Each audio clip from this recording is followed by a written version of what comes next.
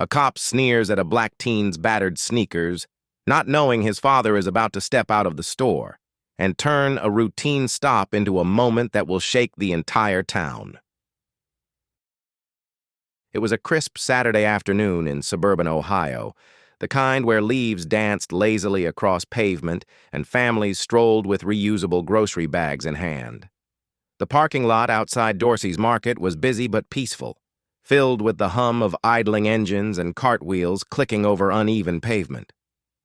Malik stood beside a silver sedan, his back pressed lightly against the passenger door. His hoodie was pulled up, not out of defiance, but to keep the chill off his ears. The drawstrings hung loose, framing a face that carried both the quietness of youth and the weight of growing up too fast. His jeans were faded at the knees, sneakers worn from years of being passed down, first from his cousin, then to him. The soles had thinned, but he didn't mind. They still worked. That was enough. He wasn't doing anything, really, just waiting. His dad had run inside to grab a few things, milk, eggs, and a birthday card for Malik's mom. Malik had offered to go, but his father smiled, ruffled his hair, and said, "You've earned a break. Hold down the fort." So he stayed by the car, arms folded, eyes drifting across the parking lot without focus. People passed him without a second glance, until they didn't. A woman pushing a cart glanced his way, then pulled her purse closer. An older man stepped wide around him, muttering something under his breath. Malik noticed it all, but said nothing. He had learned long ago the importance of stillness. The world expected noise from boys like him. He chose silence. He kicked a small rock with the toe of his shoe, watching it skid across the asphalt. A few feet away, a car door slammed. He looked up instinctively. A patrol car idled 2 spaces down, engine humming, the white paint catching sun. The officer inside didn't get out. Not yet. Just watched. Malik shifted slightly, but didn't move from his spot. His heart beat a little faster now, not from guilt, but from memory. From knowing what could happen when a watchful gaze turned into something more. He reached into his pocket slowly, pulled out his phone, and glanced at the screen. No messages, no calls. He slipped it back in. Still waiting, still quiet. The wind tugged gently at the hem of his hoodie as a cloud rolled in overhead, casting a gray hue over the lot. Inside the car, the officer lifted his radio, said something, then finally opened his door. Malik looked up as the officer stepped out. And for reasons the teen didn't yet understand, the afternoon was about to change. The cruiser crept forward like a shadow stretching across the pavement, its tires crunching softly over loose gravel. Officer Grant sat behind the wheel, one hand on the steering column, the other resting lazily on the window frame. His eyes locked on Malik, narrowing with each slow roll of the car. He stopped 2 spots over, angled the vehicle slightly, and stepped out with the ease of someone who had done this 100 times and never been questioned for it. Malik straightened a little but didn't move from the car. His hands stayed visible. That was important. "Everything all right here?" Grant asked, his voice casual on the surface but laced with something heavier, something sharper. Malik nodded. "Just waiting for my dad. He's inside." Grant squinted toward the storefront, then back at Malik. "Uh-huh." He walked a few steps closer, thumbs hooked on his utility belt. "You sure about that?" Malik met his eyes, calm but wary. "Yes, sir." The officer's gaze dropped, scanning Malik head to toe. When he reached the boy's sneakers, he stopped. The corners of his mouth twitched. "Well," he said, chuckling under his breath, "those kicks seen better days, huh?" Malik didn't answer. Grant leaned in slightly. "What, no comeback? You ain't gonna say nothing about those shoes? Bet they got stories to tell." The laughter came softly, just a puff of mockery, but it echoed louder than any siren in Malik's ears. A couple of shoppers glanced over from a nearby SUV. One woman froze mid-step, clutching her bag tighter. "I told you," Malik said, voice steady. "I'm just waiting. That's all." Yeah, well, Grant drawled, circling slightly to the driver's side. This ain't exactly the place to be loitering, especially looking like that. People get nervous. Malik felt the words more than heard them, like a breeze carrying something foul. He shifted his weight, not in defiance, just to ground himself. But even that made Grant pause. You reaching for something? The officer asked suddenly, his tone now sharp. No, Malik said quickly, holding his hands out slightly. Just adjusting. Grant stared at him for a long second, then chuckled again. Relax. Just making sure you're not about to turn this into something. Malik said nothing. The crowd around them thickened slightly. No one spoke. No one intervened. A phone camera blinked to life in the distance, quietly recording. Grant stepped back, still smirking. Just saying, he muttered. If you're going to stand around out here looking like that, don't be surprised when people start asking questions. He gave one last look at Malik's sneakers, creased, cracked, and silent. Then, as if to seal the insult, he muttered, Bet those shoes been through some things. Malik looked down at them and said nothing, but something inside him had shifted, and across the parking lot, the store doors slid open. Malik hadn't moved an inch, but somehow that was the problem. Officer Grant took a step closer, boots heavy on the pavement. His posture shifted, no longer casual, now squared and alert, like he was preparing for something. The air around them changed. The warmth of the afternoon gave way to something colder, more brittle. I'm going to need you to step away from the vehicle, Grant said, his voice low but firm. Can't have you loitering around someone else's property. Malik blinked, caught off guard. It's not someone else's, he replied calmly. It's my dad's car. Grant scoffed. Sure it is. I can show you the registration. It's in the... Malik reached a hand toward the passenger window, slow and deliberate. Grant snapped, hand darting toward his holster. Don't make any sudden moves, you hear me? Malik froze. His hands hovered mid-air, fingers splayed. His breath caught in his throat, held there by the weight of every cautionary talk he'd ever had.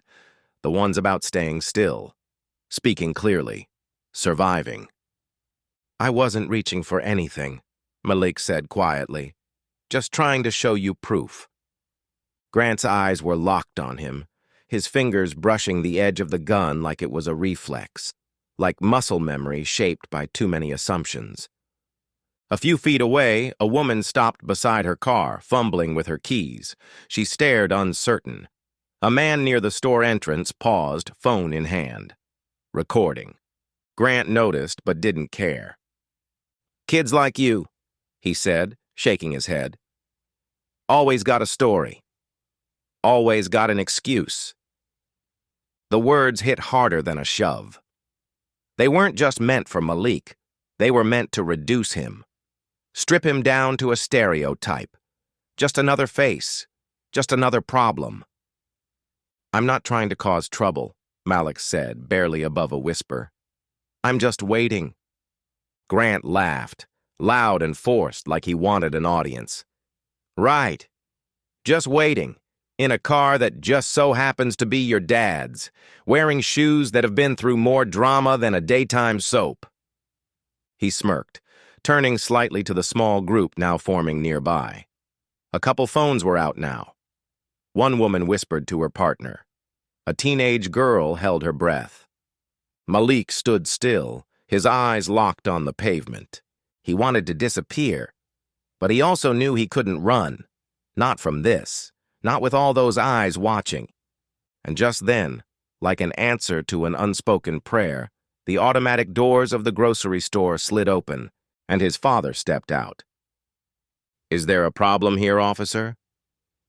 The voice cut clean through the tension, deep, steady, unmistakably in control. Every head in the parking lot turned. Even Officer Grant, mid-sentence, stopped cold. Malik looked up. There, standing just outside the sliding glass doors of the grocery store, was Leonard Taylor. Tall, broad-shouldered, not a wrinkle out of place. His navy blue suit caught the light, crisp and tailored, his polished shoes clicking softly as he stepped forward. A paper bag cradled in one arm, the other hand free. Calm, confident, unshaken. Officer Grant blinked, visibly thrown. The grin he'd worn just moments ago drained from his face like water circling a drain. Leonard moved with purpose, closing the distance in long strides. Not rushed, but deliberate. Like a man who knew the ground beneath his feet belonged to him. "I asked," he said again, this time standing just a few feet from the officer, "is there a problem here?" Grant's hand slipped away from his holster. He straightened slightly, glancing around, suddenly aware of the growing number of spectators. The phones, the stares, the silence. "Just doing my job, sir," he muttered. "This young man was loitering around a parked car and—" "That car," Leonard interrupted, his tone cool but cutting, "is mine." Grant's mouth opened, then closed. The shift in power was instant, palpable. He looked at Malik, then back at Leonard, the dots connecting far too late. "I see," Grant said, trying to recover. "I didn't realize—" "No," Leonard said, raising a hand to stop him. "You didn't. You didn't ask. You assumed." Malik stood motionless beside the car, eyes on his father, a breath caught somewhere in his chest. Leonard looked around, his voice louder now, meant for the crowd as much as the officer. "My son was standing by our car, doing nothing wrong. And yet, here we are. Again. A young black boy treated like a suspect for existing." Grant shifted on his feet, suddenly unsure of where to put his hands. Leonard calmly set the grocery bag on the hood of the car, then reached into the inner pocket of his blazer and pulled out a leather wallet. He flipped it open with practiced ease, revealing a gold badge and ID. "Leonard Taylor," he said, "Ohio State Attorney General." A gasp rippled through the onlookers. Phones moved closer. The man filming from across the lot whispered, "No way," under his breath. Grant's face drained of color. His mouth twitched with 1,000 words he couldn't find. Leonard leaned in slightly. "You thought he was invisible," he said quietly. "But I promise you, he's never been." And just like that, the balance shifted, not just in the parking lot, but in every heart watching. The badge gleamed under the afternoon sun, catching in the corner of every watching eye. Leonard held it steady, his hand unwavering, his voice clear. "I'm Leonard Taylor, newly appointed State Attorney General." The words hung in the air like thunder after a flash of lightning. Gasps rippled through the crowd. A man near the back let out a stunned whistle. One of the phones recording lowered just slightly, as if the person behind it needed a moment to process what they were witnessing. Officer Grant stared at the badge as if it had grown teeth. He opened his mouth to speak, then closed it again. The smugness, the lazy bravado, it was gone, replaced now by something else entirely. Panic. "Sir, Grant stammered. I had no idea who he was." "That," Leonard said sharply, "is exactly the problem." Grant's mouth twitched. He glanced at Malik, who was now standing tall beside his father, eyes forward, his quiet presence suddenly amplified by the silence surrounding them. He hadn't moved, hadn't said a word. He didn't have to. Leonard continued, never raising his voice, but each word struck with surgical precision. "You didn't ask his name. You didn't ask whose car he was near. You saw a black boy in worn-out shoes and assumed the worst." "I thought maybe—" Grant tried again, reaching for something, anything, to salvage the moment. "No," Leonard said. "You didn't think. You profiled. You mocked. You escalated." The officer's hand hovered near his belt again, but this time it wasn't near his holster. It was near the radio, the lifeline officers reach for when they're unsure of what's coming next. "You embarrassed my son in front of a crowd. You made him feel small," Leonard said, eyes never leaving the man's face. "And you did it with a smile." Someone in the crowd murmured, "Shameful." Another voice said, "This is what they do."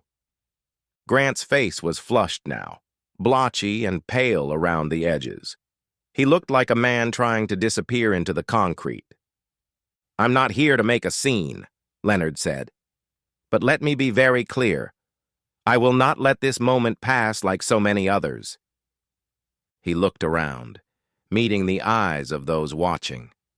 Some nodded. Some were just beginning to understand the weight of what had happened. Malik stood beside him, still quiet, but no longer invisible. Grant looked at him now, not as a suspect, not as a silhouette, but as a young man with dignity and a father who wielded not just power, but purpose. The silence that followed wasn't empty. It was filled with realization. And for Officer Grant, it was already too late. Leonard turned to the growing crowd, his stance composed, his voice unwavering. "I want you all to remember what you saw here today," he began, eyes scanning the faces, some stunned, some angry, some ashamed. A young black boy, doing nothing but waiting for his father, was humiliated, questioned, and threatened. Not because of what he did, but because of how he looked. His tone wasn't loud. It didn't need to be. Each word carried its own weight, pressing down on the silence like a gavel. "This isn't new," Leonard continued. "It happens every day, in parking lots, on sidewalks, in classrooms, in their own neighborhoods. Our boys are treated like suspects before they're seen as sons." Malik stood just behind him, quiet, but standing taller now, stronger. Leonard motioned gently toward him. "This is my son. He is respectful, thoughtful, patient. And yet, even with all of that, it wasn't enough to earn the benefit of the doubt." He turned his eyes back to Officer Grant, who now looked smaller somehow. His posture slouched, his mouth tight, his gaze fixed somewhere on the pavement. "Officer," Leonard said, "you didn't just question a boy. You questioned his right to exist in peace." No one interrupted, not even the officer. A sharp click broke the stillness, someone calling internal affairs on speaker right there on the spot. A woman in a blazer, standing near the edge of the crowd, gave her name and title. She said she'd witnessed everything. Leonard nodded once in approval. "There will be a report. There will be consequences. This will not be swept under the rug like so many incidents before it." A man holding his young daughter stepped forward. "Thank you," he said softly, "for saying what needed to be said." Leonard gave him a nod, his expression softening just for a moment. Then he looked back to the crowd. "You don't fix this with one suspension," he said. "You fix it by changing the way we see each other. You fix it by holding people accountable. Not just when cameras are rolling, but when no one's watching." He let the words settle.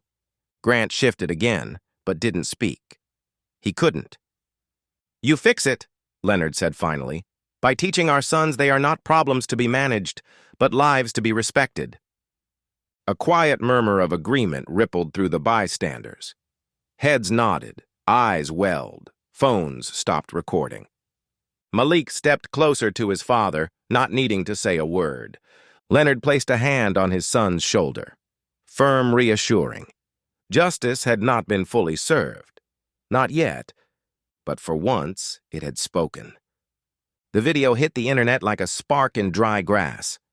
By nightfall, it had racked up hundreds of thousands of views. By morning, millions. The headline beneath it read, "Black teen harassed for waiting outside grocery store. You won't believe who his father is." But it wasn't just the twist that caught people. It was the silence, the restraint, the dignity. Comments poured in, some with outrage, others with tears. and many from parents, black, white, and everything in between, saying, "That could have been my child." Within 48 hours, the mayor issued a statement. The police department followed suit, announcing that Officer Grant had been placed on administrative leave pending investigation. By the end of the week, he was suspended without pay, not just for the incident, but for a pattern, complaints, reports, things that had, until now, lived quietly in dusty files. But this time, the silence had been broken. Leonard refused interviews at first, not because he had nothing to say, but because he knew timing mattered. When he did speak, it was at a community town hall, packed wall to wall. Folding chairs filled the room. People stood shoulder to shoulder along the back. News crews lined the sides, lenses steady, waiting. Leonard stepped up to the podium in a crisp gray suit. The room hushed before he even spoke. "We're not just demanding better," he said, voice strong. "We're building it." He talked about accountability, policy, bias that starts small and grows in plain sight. He talked about what it means when a child's dignity is up for debate in a public parking lot. "But this," he said, "this isn't just about one officer. This is about the culture that made him believe he'd never be questioned, that there'd never be a consequence." The crowd nodded, murmurs of agreement echoing like soft thunder. Then he stepped aside, and Malik approached. The room went still. He wore jeans, a hoodie, and the same worn sneakers from that day. No new shoes, no polished look, just him, exactly as he was. Malik stood at the podium for a second, quiet. Then he said, "I didn't think anyone would care. I just wanted to go home." His voice didn't tremble, but his hands gripped the wood. "I didn't expect any of this, but if it helps someone else, if it makes one officer think twice, then I'm glad I stood still." The applause started slowly, then swelled like a wave. People stood. People wept. Leonard placed a hand on his son's back. In that moment, they weren't just father and son. They were a symbol of what could happen when silence ends, and when truth, no matter how quietly spoken, is finally heard.